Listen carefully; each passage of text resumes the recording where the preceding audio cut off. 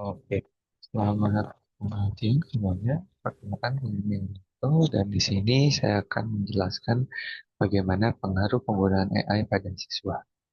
Dimulai yang pertama, kita akan mulai dengan pendahuluan, yaitu secara latar belakang, di mana bahwa memang artificial intelligence ini dalam dunia pendidikan telah menghadirkan transformasi signifikan dalam cara siswa belajar, berinteraksi, serta memproses sebuah informasi di mana memang fenomena penggunaan AI memunculkan pergeseran motivasi belajar siswa dalam konteks psikologi pendidikan dan juga bagaimana dengan AI menyediakan jawaban yang instan terhadap kemungkinan terjadinya penurunan motivasi untuk berusaha, berhati, dan juga berpikir kritis. Dan juga dari sudut pandang perilaku, penggunaan AI juga memunculkan penguatan eksternal baru yang dapat mengubah kebiasaan belajar siswa sehingga dapat memberikan penguatan positif jika digunakan untuk membangun kepercayaan diri. Dan intervensi psikologi pendidikan diperlukan untuk memastikan penggunaan AI tetap adaptif, sehat, dan mendukung tujuan pembelajaran. Dan selanjutnya, dalam materi kali ini ada 4 rumusan masalah. Yang pertama kita akan membahas ekstrinsik siswa, dan kemudian yang kedua adalah bagaimana AI mempengaruhi kemampuan berpikir kritis, self-regulated learning, dan juga ruang belajar. Kemudian yang ketiga, apa saja risiko psikologis dan akademik yang muncul dari penggunaan AI oleh siswa, dan yang terakhir bagaimana intervensi psikologi pendidikan diterapkan untuk mengarahkan penggunaan AI yang sehat. Oke, selanjutnya adalah bagaimana tujuan penulisan ini. Ada 3 hal. Yang pertama adalah menganalisis dampak psikologis penggunaan AI terhadap siswa secara komprehensif dan juga menguraikan hubungan penggunaan AI dengan teori motivasi, teori belajar, dan perilaku siswa. Juga memberikan rekomendasi intervensi berbasis psikologi pendidikan yang dapat diaplikasikan oleh sekolah. Dan yang selanjutnya adalah manfaat penelitian ini. Penelitian ini diharapkan dapat bahwa kemampuan dan lembaga pendidikan akan dapat mengoptimalkan penggunaan AI dengan tetap memperhatikan aspek psikologi siswa.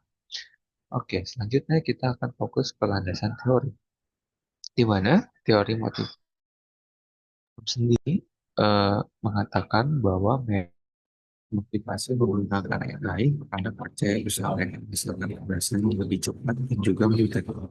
Nah, kalian harus mengatakan bahwa ini berhasil rasa terhadap kebutuhan kognitif dan AI sebagai alat bantu bukan yang susah. Selanjutnya, teori belajar behavioristik, bilik dan analitik. Behavioristik sendiri akan menjadi stimulus yang memberi penguatan lain jawaban cepat sehingga perilaku ini cenderung diulang. Kedua, kognitif AI mendukung pemahaman untuk bahasa visual, struktur informasi dan umpan balik. Dan terakhir, humanistik mengatakan bahwa kreativitas dan perkembangan diri jika belum itu tuh dua. Ketika itu bagaimana perkembangan belajar AI untuk siswa dan diskresi sehingga pembelajaran dan yang terakhir semoga berlebihan dan berpikir bergantungan dan yang selanjutnya adalah menentukan yang dapat membantu meningkatkan prestasi siswa yang seperti berkumpul tapi performanya rendah. Namun diikuti sangat baik sebagai jalan pintas, motivasi belajar dapat semakin menurun. Dan yang terakhir adalah intervensi psikologi pendidikan. Intervensi meliputi psikoedukasi, latihan interaksi dini, model yang digital, dan juga CBT membantu mengatasi perilaku ketergantungan berlebihan terhadap. Selanjutnya kita akan masuk ke dalam pembahasan, di mana yang pertama kita akan membahas dulu dampak positif penggunaan AI pada siswa, di mana memang penggunaan AI pada siswa ini memang fokus terhadap bagaimana pengujian tersebut lebih fleksibel, dapat dilakukan kapan saja sesuai dengan kondisi psikologi siswa. Selain itu juga AI membuat bagaimana siswa untuk mengulang materi sebanyak yang mereka butuhkan. Dalam situasi kelas, atau kita tahu nggak semua siswa berani minta guru untuk mengulang. Tapi menggunakan AI, mereka bisa bertanya gitu. Dan juga AI pastinya dapat memberikan umpan balik yang cepat. Ketika siswa sudah menjawab soal, mereka bisa langsung mengetahui mata kesalahan dan mendapatkan penjelasan. Dan contoh visual, analogi, dan juga eh, penjelasan bertahap yang membuat siswa lebih nyaman dan juga makin menjadi lebih mudah.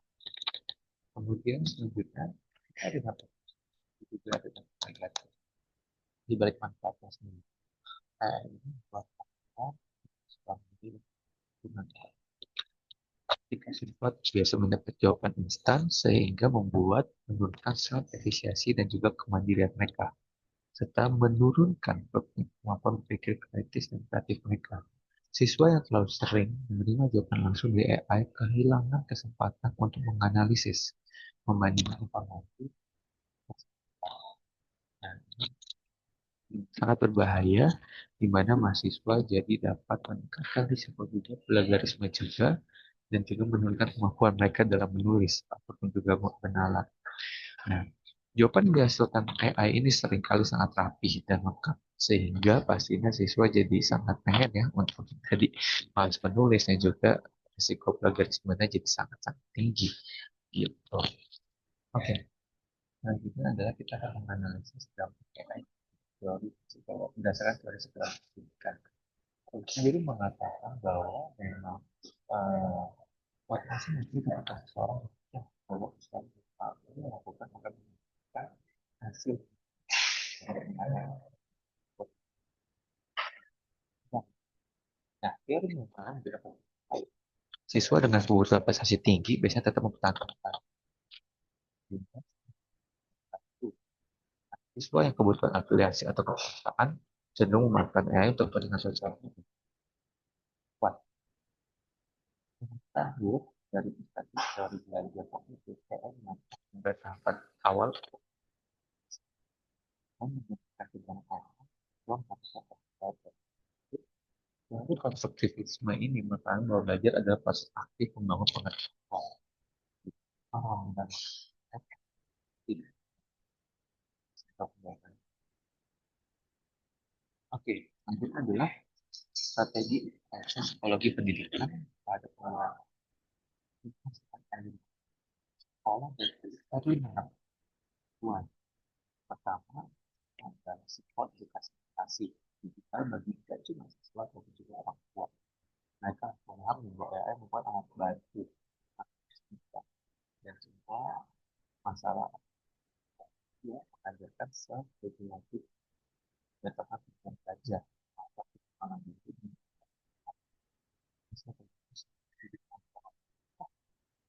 dan selanjutnya adalah modeling pengamanah yang sangat penting.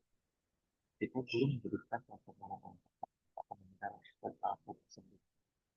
Guru juga perlu menjelaskan bahwa AI tidak boleh digunakan. Maksudnya, pertama tugas yang tujuan arti kedua kreatif. Oh, dan kita akan masuk ke dalam lokasi. Yang pertama di sini ada satu Alia. Alia ini adalah seorang siswa sendiri dari kemampuan masyarakat. Tetapi nilainya selalu berada di bawah potensinya. Nah, ia termasuk kategori underachievement. Nah, ketika guru menggunakan AI sebagai batu belajar, Alia mulai belajar. AI menjadi tempat untuk Alia belajar tanpa kesenangan. Penjelasan sederhana dan pas menurut hasilnya nilai Alia tingkat itu percaya diri itu jadi jadi AI bagi Alia dengan sebuah eksplorasi bukan hanya sebagai ganti dalam proses pertama. Ada bahwa ini menjadi sekali Fikri sendiri ini adalah siswa yang sangat mampu memahami manusia yang biasa masyarakat. Dia melakukan tugas dia. Nah, keterampilan ini membuat kita yang tadi dasar karena dia sangat biasa menggunakan AI menggambarkan diri seorang model dari abad atau nah sebenarnya itu bisa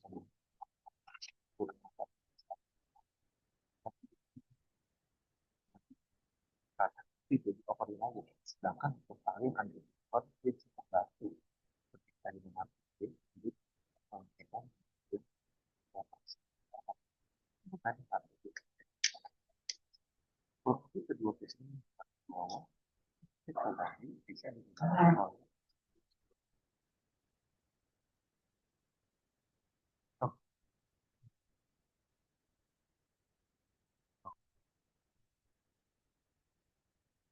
dalam saat di mana memang namanya pendidikan bahwa terdapat perubahan besar ada siswa belajar dengan materi pelajaran. Di satu sisi AI memberikan kemudahan, namun di sisi lain AI juga bisa membuat tantangan besar bagi perkembangan psikologis, sehingga dan perilaku belajar siswa. Karena ketika siswa terlalu sering menggunakan AI untuk dilatih, motivasi dalam mereka untuk berusaha jadi menurun. Beberapa siswa bahkan mulai percaya bahwa mereka nggak bisa mendapat tugas pada AI. Nah, ini yang sangat bahaya sebenarnya. Ya, secara keseluruhan kita dapat menyimpulkan bahwa AI memiliki potensi besar, namun perlu pendampingan. Pastinya juga pemahaman dan batas yang jelas. AI seharusnya menggantikan usaha belajar siswa. Dengan pendekatan yang tepat, AI menjadi alat inovasi yang berharga dalam penyampaian modern. Maka dari itu kita kasih saran, penelitian dapat. Yang pertama yaitu siswa. Siswa harus bisa memahami materi secara mandiri sebelum mencoba lagi. Agar bisa seperti aliran tadi ya, jadi proses eksplorasi dia. Dan juga guru sebagai contoh, memberikan contoh menggunakan yang sendiri. Jangan sampai guru juga malah mengexcuse, explore untuk kita secara berlebihan sampai muridnya jadi mencontoh. Jadi ketiga, sekolah pun sebagai lembaga harus memberikan aturan yang jelas. Nah, tugas mana yang boleh dan tidak boleh menggunakan. Yang terakhir, batasan-batasan ini untuk siswa tetap berarti kemampuan berpikir mereka sendiri dalam menggunakan untuk eksplorasi pendidikan. Daftar pustaka saya ngambil beberapa dari buku, bisa dilihat dari sini. Dan kira-kira kurang lebih itu yang bisa saya sampaikan terkait dalam dalam siswa. Terima kasih semuanya.